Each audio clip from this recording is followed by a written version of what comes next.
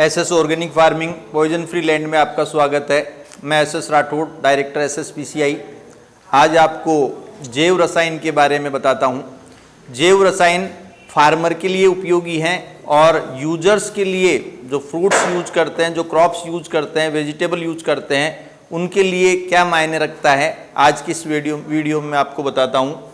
देखो, जैविक खेती, अगर मैं इसका संधि विच्छेद करूं तो जीवों से खेती, प्राकृतिक खेती, प्रकृति के द्वारा की गई खेती, ऋषि खेती, ऋषि मुनियों की पद्धतियों के अनुसार की गई खेती, और जहर मुक्त खेती का मतलब है जिसमें हम पॉइजन नहीं डालें। तो इसका फायदा यूजर्स को भी है और फार्मर्स को भी है।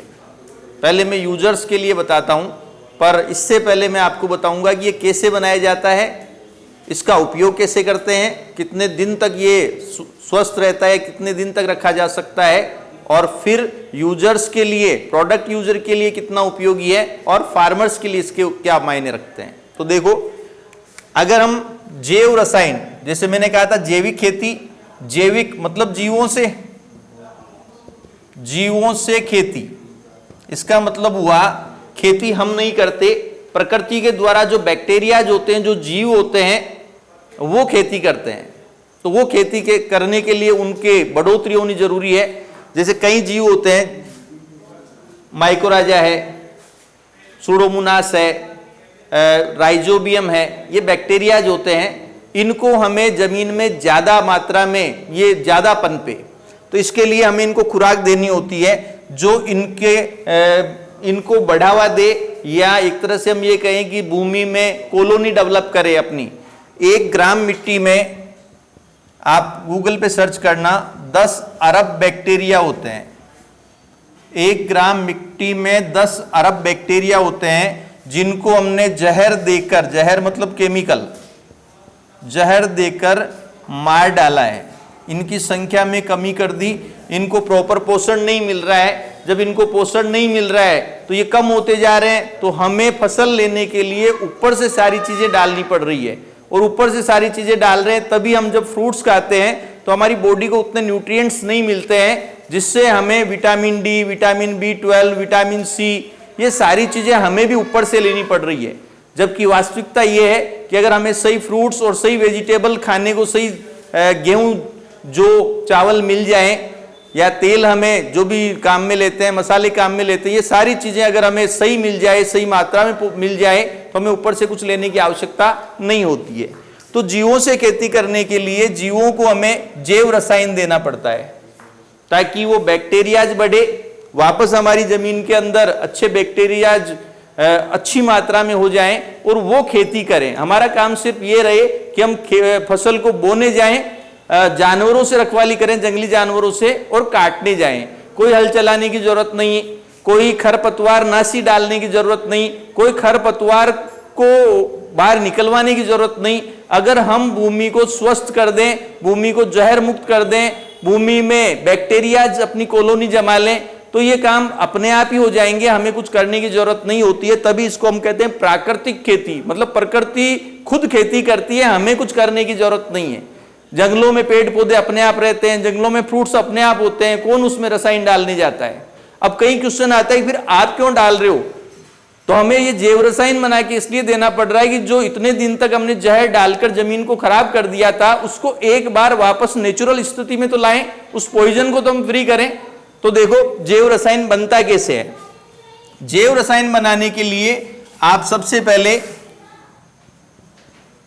150 लीटर पानी ले लें, 50 किलो आप फल लें, और लगभग 15 या 16 किलो गुड़ ले लें। गुड़ आप बिना केमिकल का लें, जो काला गुड़ आता है वो ज़्यादा बढ़िया रहता है। ये रेशियो जो होता है, ये वैसे 10:3:1 का होता है। जैसे यहाँ पर हम 45 ले सकते हैं, यहाँ 15, 45 और 150 ले सकते हैं। तो यहाँ 45 भी आप कर सकते हैं, 46 भी कर सकते हैं, 48 भी कर सकते हैं। ये एक रेशियो चलता है 10:3:1 का।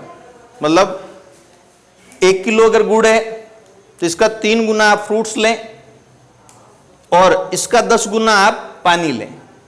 ठीक है। अब फ्रूट्स में कौन से लें? तो जैव रसायन 3 प्रकार के होते हैं। एक तो होता है कड़वा जैव रसायन, एक होता है मीठा जैव रसायन, और तीसरा है खट्टा जैव रसायन। कड़वा जैव रसायन आप बना रहे हैं तो आप नीम की निम्बोली ले सकते हैं। निम्बोली के अलावा आप आक के फूल ले सकते हैं, फूल या फल। आप जो धतूरा, जो शिव जी के अभी हम चढ़ाते हैं, धतूरा के बीज भी ले सकते हैं। ठीक है, निम्बोली ले सकते हैं, आक के फूल ले सकते हैं, धतूरा के आप फल ले सकते हैं। मीठा जैव रसायन की बात करें तो आप बील ले सकते हैं, जो बील शिव जी के जो बील पत्र चढ़ाते हैं उसका जो बील आता है वो ले सकते हैं। आप पपीता ले सकते हैं, सेव या और भी कोई मीठा फल ले सकते हैं, आम ले सकते हैं। खट्टा जैव रसायन, खट्टे जैव रसायन में आप नींबू ले लें, ज़्यादा बढ़िया, नींबू, संतरा, और कोई खट्टा फल ले सकते हैं। ठीक है, तो फल में आप कड़वा बनाते हैं तो ये लें, मीठा बनाते हैं तो बीलू ले लें, पपीता ले लें, सेव ले लें, आम ले लें। खट्टा बनाते हैं तो आप नींबू संतरा ले लें। और खट्टे कड़वे में आप एक चीज ध्यान रखना, करेले भी ले सकते हैं। मैं करेले से बना रहा हूं क्योंकि मेरे पास करेले ऑर्गेनिक है, तो मैं दूसरी चीजें क्यों डालूं। मीठा मैं पपीता से बना रहा हूं क्योंकि मेरे पास पपीता अवेलेबल है, तो जो भी पपीता मेरे पास बच जाते हैं उनका मैं मीठा जैव रसायन बना लेता हूं। और खट्टा मैंने नींबू का बनाया है। एक बिल्व रसायन, बील का भी बहुत अच्छा बनता है, इसको इसलिए उसको अलग ही नाम दे दिया, बिल्व रसायन। ठीक है, तो कैसे बनाएंगे, 10:3:1 का रेशियो रखना है। 10:3:1 कोई भी ले लें। अगर आप 1 किलो गुड़ लेते हैं तो 3 किलो फ्रूट्स ले लें और 10 लीटर पानी ले लें। ठीक है, 10:3:1 का हो जाएगा। अगर आप इसको 100 लीटर लेते हैं तो इसको 30 कर लें, इसको 10 कर लें। रेशियो आपको 10:3:1 का रखना है, ध्यान रखना। हाँ, ये 29:31 हो जाए, उधर 1-2 लीटर इधर उधर होता है तो कोई फर्क पड़ने वाली बात नहीं है इसमें। ठीक है, अब बात आती है ये उपयोग कैसे करें और कौन सा रसायन कब उपयोग करें। पहली चीज तो ध्यान रखना, ये रेशियो बनाने के बाद 90 दिन तक इसको एयर टाइट करके, इसको पैक करके रख दें। हर 5, 7, 10 दिन बाद इसकी थोड़ी सी हवा निकाल दें, एयर टाइट डक पैक कर दें, और फिर 5-6 दिन में एक बार का डक खोल के हवा निकाल के वापस पैक कर दें। ठीक है, ये 90 दिन में तैयार होगा और उसके बाद ये 14 वर्ष तक खराब नहीं होता। कब तक?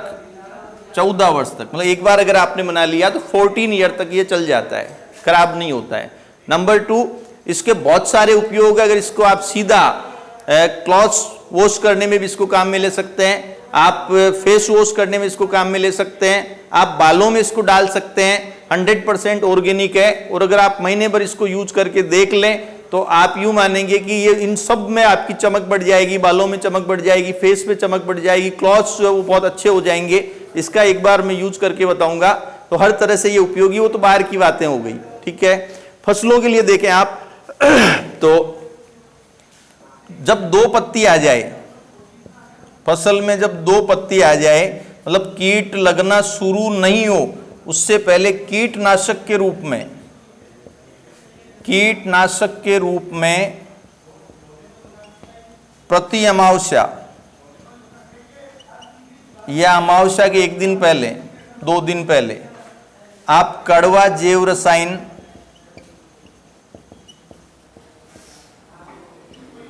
2% के रूप में स्प्रे करें।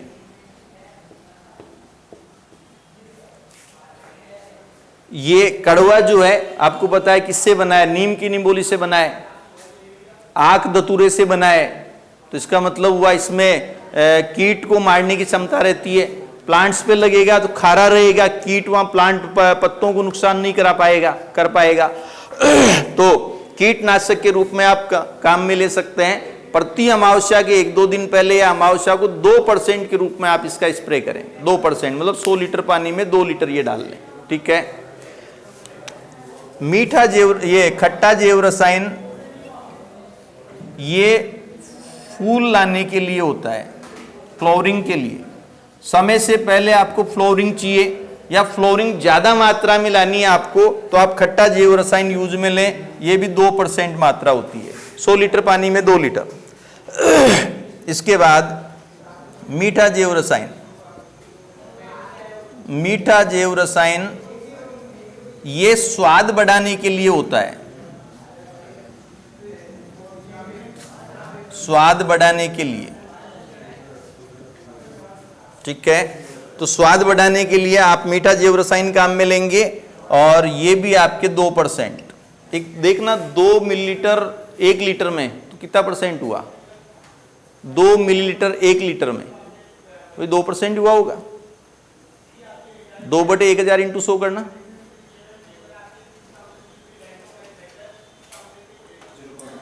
.2, 2/1000 इंटू 100, ठीक है।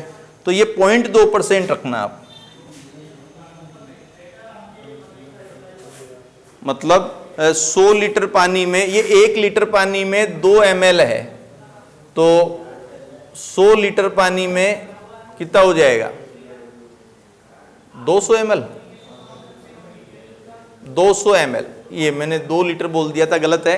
100 लीटर पानी में 200 मिलीलीटर डालना है, 2 लीटर नहीं डालना है, ध्यान रखना। तो देखो, कीटनाशक के रूप में कड़वा जैव रसायन, फ्लोरिंग के लिए खट्टा जैव रसायन, अच्छी फ्लोरिंग के लिए, और स्वाद अगर आपको बढ़ाना है तो मीठा जैव रसायन, ठीक है। किससे बन रहा है आपको पता है, और कितना फायदा मिलेगा आपको ये आप सोच नहीं सकते। तो ये इस तरह से आपको यूज करना है।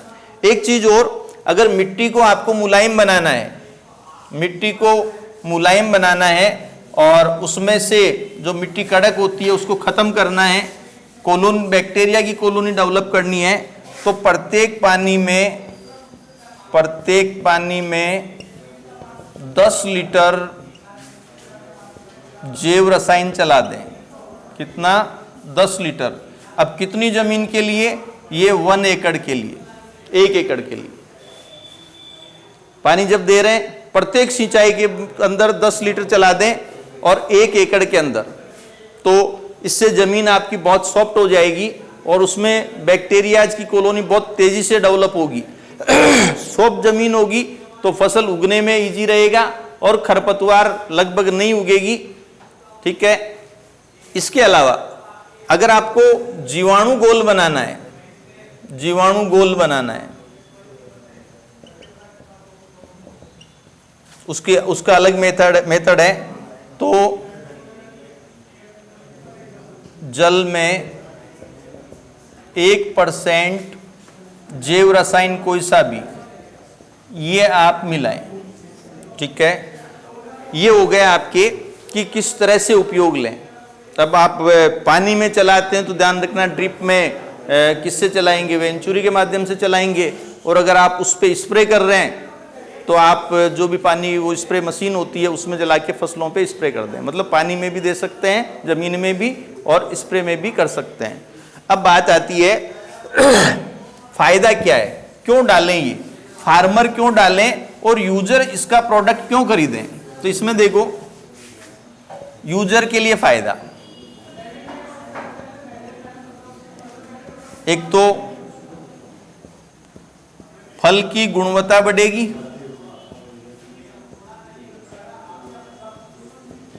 फल की गुणवत्ता बढ़ेगी, स्वादिष्ट होगा, वह सभी तत्वों से भरपूर होगा। देखो, फल दो प्रकार, दो तरह से फल खाए जाते हैं। कुछ लोग फल खाते हैं टेस्ट के लिए कि टेस्ट अच्छा है, मुंह के स्वाद के लिए, और कुछ लोग फल खाते हैं बॉडी को न्यूट्रिएंट्स देने के लिए स्वाद के साथ। तो इसमें स्वादिष्ट भी होंगे फल और उनकी गुणवत्ता भी होगी। जिस चीज के लिए खा रहे हैं वो अपने आप काम करेंगे, क्योंकि जमीन में हमने बैक्टीरियाज बढ़ा दिए, बैक्टीरिया उनको सब तरह का पोषण ला के दे रहे हैं।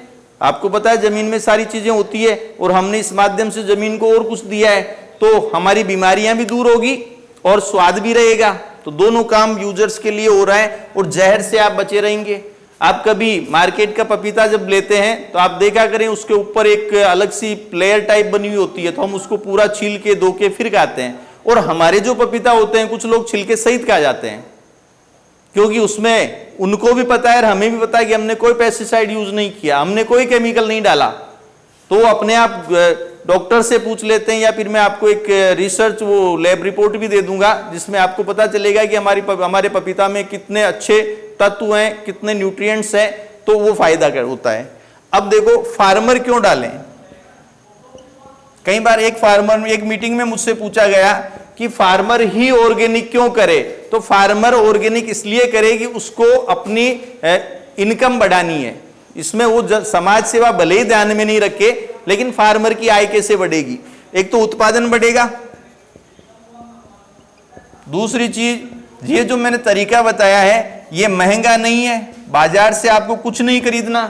आपके खेत में ये आग के दतूरे के ये चीजें आपके खेत में मिल जाएगी। अब नींबू की बात करें, खट्टा जैव रसायन बनाना है तो आप आराम से कहीं जो नींबू होते हैं जो हल्के से खराब हो गए उनको काम में ले सकते हैं, बहुत सस्ते मिल जाते हैं। तीसरा, आप अगर मीठे की बात करें तो पपीता आपको इजी में मिल जाएगा, केले मिल जाएंगे, आम मिल जाएगा, तो ये आप ले सकते हैं। थोड़ा ध्यान रखना आधे पके हुए लें, ये मैं भूल गया था बताना। तो ये महंगा नहीं होता बाजार के केमिकल की तुलना में। तीसरा, कीटनाशक के खर्चों से बचोगे, मार्केट से आपको कीटनाशक नहीं खरीदना पड़ेगा। और चौथा, अगर आपके फसलों में स्वाद अच्छा होगा तो आपको अच्छी रेट मिलेगी, अच्छी रेट मिलेगी। और अंतिम उद्देश्य समाज सेवा तो है ही। खैर मैं इसको गौण मान रहा हूं, क्योंकि आजकल कोई समाज सेवा के लिए काम करे तो एक झूठी बात है, पर फिर भी अगर अच्छी रेट मिले, उसको अच्छा फायदा हो, लागत कम आए, तो फार्मर को इसको यूज में लेना चाहिए। हम सोइल को मजबूत करेंगे, बार बार अगर ये डालेंगे तो हमारे ट्रैक्टर चलाने का खर्चा बच जाएगा। खरपतवार मिटाने के लिए जो आप निराई गुड़ाई करते हैं उसका खर्चा बढ़ जाएगा। केवल 2 साल तक अगर हम मिट्टी पर काम कर लें, जमीन पर काम कर लें, तो आप यूं माने कि हम लगभग सारे खर्चों से मुक्त हो जाएंगे। और सदगुरु जी ने जो अभियान चला रखा है सेव सोइल वाला, उसमें भी काफी हद तक सफलता मिलेगी।